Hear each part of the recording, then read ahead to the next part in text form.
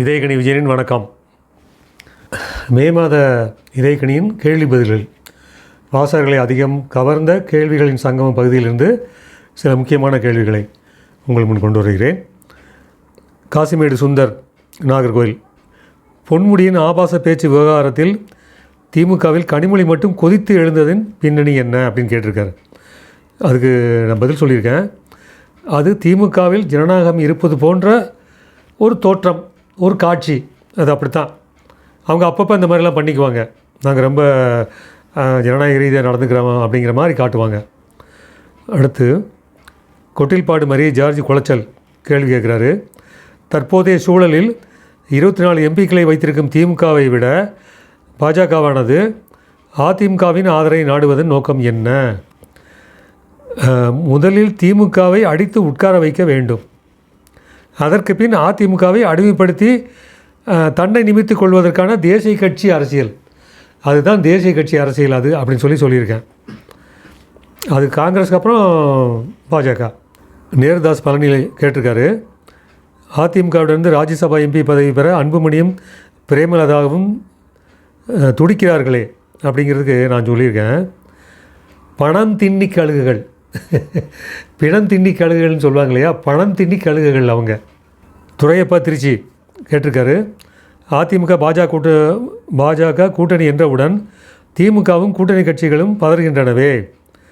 தங்களது பாதுகாப்பான கூட்டணியில் பெரிய அளவில் ஓட்டை விழுமோ என்பதுடன் பணத்தால் ஓட்டுகளை வாங்கிவிடலாம் என்ற எண்ணத்தில் மண் விழுந்து விடுமோ என்ற பயம்தான் காரணம். MS ஃபாரூக், திருப்பாலத்துறை, தஞ்சாவூர் மாவட்டம் கேட்டிருக்காரு. சட்டசபைக்குள் இப்போதெல்லாம் எம்ஜிஆர் பட பாடல்களை பாட ஆரம்பித்துள்ளது பற்றி, தேர்தல் வரும் வரை, அதாவது 2026 சட்டமன்ற தேர்தல் வரும் வரை இந்த பாடல்களை அதிகமாக கூட பாடக்கூடும் அப்படின்னு சொல்லியிருக்கேன். கதிர்வேல் கோவை கேட்டிருக்காரு. பெண் பாவத்திற்கு ஆளானவர் யாரும் பிரகாசித்ததில்லை. சீமான் எப்படி வெட்கமில்லாமல் கட்சி நடத்துகிறார்? அரசியல் என்றால் இதுதான் என்பதற்கு அவரும் ஒரு உதாரணமாக இருக்கிறார். முகமது ஹனீஃபா, கீரனூர், புதுக்கோட்டை. வெளிநாடுகளாக சுற்றும் இந்திய பிரதமர் மணிப்பூர் சென்று அந்த மக்களை பார்க்கக்கூடாதா அப்படின்னு கேட்டிருக்கார். இந்த கேள்விக்கு யாருமே சரியான பதிலை தர முயற்சிக்காத மர்மம் நமக்கும் புலப்படவில்லை. அதாவது நான் சொல்வது மோடி சார்பில் சொல்கிறேன் இந்த பதில். ஜோதிலட்சுமி, பச்சையாறு, பழனி வட்டம் கேட்டிருக்காங்க. திமுக ஆட்சியில் போதை பழக்கம் அதிகமாக விட்டதா? போதை வெட்ட முளைக்கும் பொருளாகிவிட்டது. பாவம் இளைய தலைமுறை. கிருஷ்ணமூர்த்தி, திருவண்ணாமலை கேள்வி. ட்ரம்பின் பேச்சு நிமிடத்திற்கு நிமிடம் மாறிக்கொண்டே இருக்கிறதே. பதில், அமெரிக்க மக்கள் நம்பிக்கெட்ட விபரீதம் இது. இப்போது ஜூன் மாதம் இதயக்கணிலேருந்து கேள்விகள் சொல்லலாம்.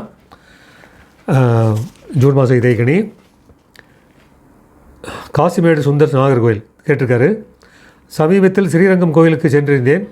உள்ளே அறிவிப்பு பலகையில் இந்துக்களுக்கு மட்டும் அனுமதி என்று இருந்தது. இது சரியா? அதுக்கு பதில் சொல்லியிருக்கேன். இறைவன் எல்லோருக்கும் பொதுவானவன் என்பதை பிரிவினைக்குள் சிக்க வைத்தது மனித சாதனை. இத்தனைக்கும் ஸ்ரீரங்கம் ரங்கநாதர் ஆலயம் சுற்றுலா தலங்களில் முக்கியமானது. கொட்டில்பாடு மரிய ஜார்ஜ் குளச்சல் கேட்டிருக்காரு. தமிழ்நாட்டில் சட்டம் ஒழுங்கு சரியில்லை என்பது மிகைப்படுத்தப்படுகிறதா அல்லது உண்மை நிலையே அதுதானா? நான் அதுக்கு பதில் சொல்லியிருக்கேன். நான் வேடிக்கையாக ஒன்று சொல்வேன். கருணாநிதி முதல்வராக இருந்தபோது சட்டம் ஒழுங்கு அவர் தலையை போல, தலைனா வழுக்கை, ஒன்றும் இல்லை, சட்டம் ஒழுங்கே இல்லை அப்படிங்கிறத அர்த்தம். அது இருந்தது அப்படி சொல்லியிருக்கேன். இப்போது ஸ்டாலின் தலைமையை போல், இன்றைக்கி ஸ்டாலின் தலைமை போல், அவருடைய தலையை போல் இருக்கிறது சட்டம் ஒழுங்கு. அதாவது பொய்முடி இருக்கிற மாதிரி இருக்குன்னா பொய்முடி. ராஜேந்திரன், திருவண்ணாமலை கேட்டிருக்காரு. பொதுமக்களுடன் பேருந்தில் பயணம் செய்துள்ளாரே முதல்வர் ஸ்டாலின். அதுக்கு பதில் சொல்லியிருக்கேன். எந்த வேடம் போட்டாலும் அவர் பொருந்துகிறாரே, அந்த வகையில் தந்தையை மிஞ்சிய தனையன் தான் அவர். வரதராஜன், திண்டுக்கல்லேருந்து கேட்டிருக்காரு. கேள்வி.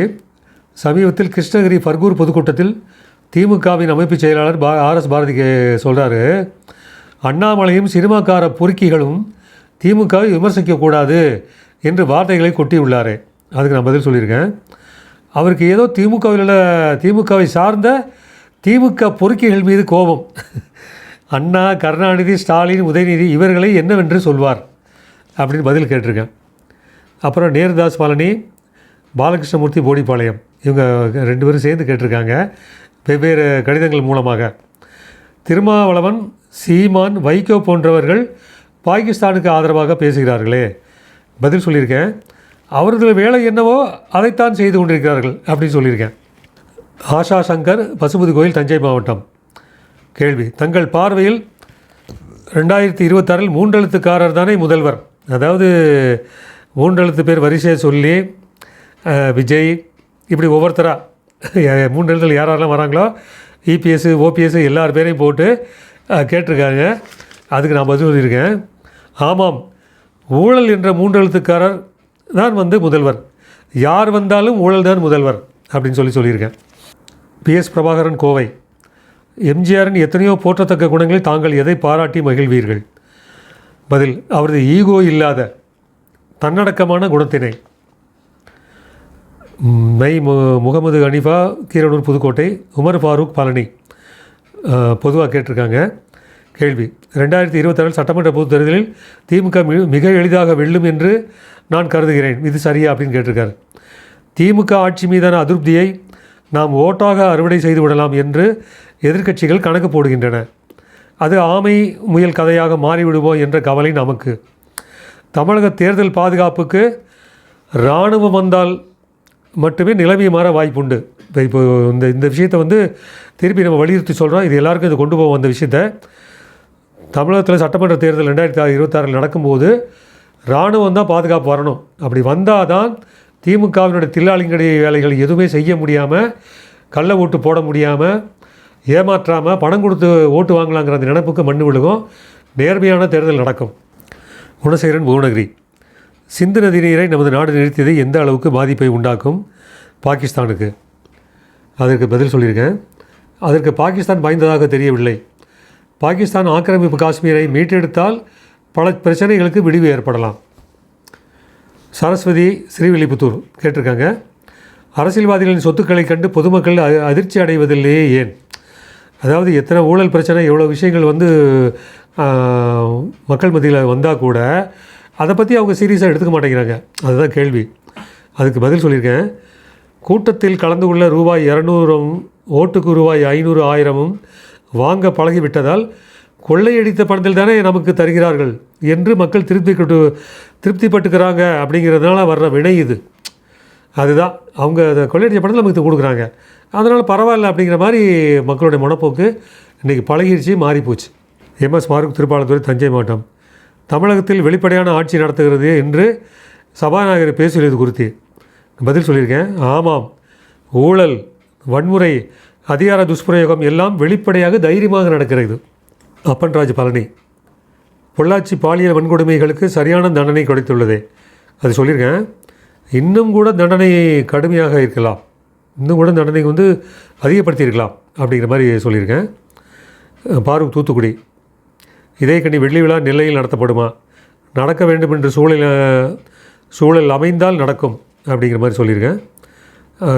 ஒரு வேடிக்கையான ஒரு கேள்வி. எஸ் கதிரேசன், பேரணாம்பட்டு. எம்ஜிஆர் ஒரு முன்கோபக்காரராமே? பதில் சொல்லியிருக்கேன். அப்படியா? அவர் பின்கோபக்காரர் என்றெல்லாம் நான் கேள்விப்பட்டேன் அப்படின்னு சொல்லியிருக்கேன். கள்ளுக்கொல்லி ரவீந்திரன், திருச்சி 20. அடுத்த 15 ஆண்டுகள் தமிழகத்தில் திமுக ஆட்சி தான் தொடரும் என்று மு.க. ஸ்டாலின் கூறியிருக்கின்றாரே. பதில்: அந்த தைரியம் யாருக்கு வரும்? அப்படி சொல்கிறதுக்கான தைரியம் சோழமலை, கோட்டையூர், காரைக்குடி. இது முக்கியமாக கவனிக்க வேண்டிய கேள்வி. டிஆர் பாலு மத்திய அமைச்சராக இருந்தபோது சேது சமுத்திர திட்டத்திற்காக கடலில் தூர்வாருகிறோம் என்று மக்கள் வரி பணத்தை வீணடித்தார்களே, எவ்வளவு இருக்கும்? அதான் வீணடித்த பணம் எவ்வளோ இருக்குன்னு கேட்டிருக்காங்க.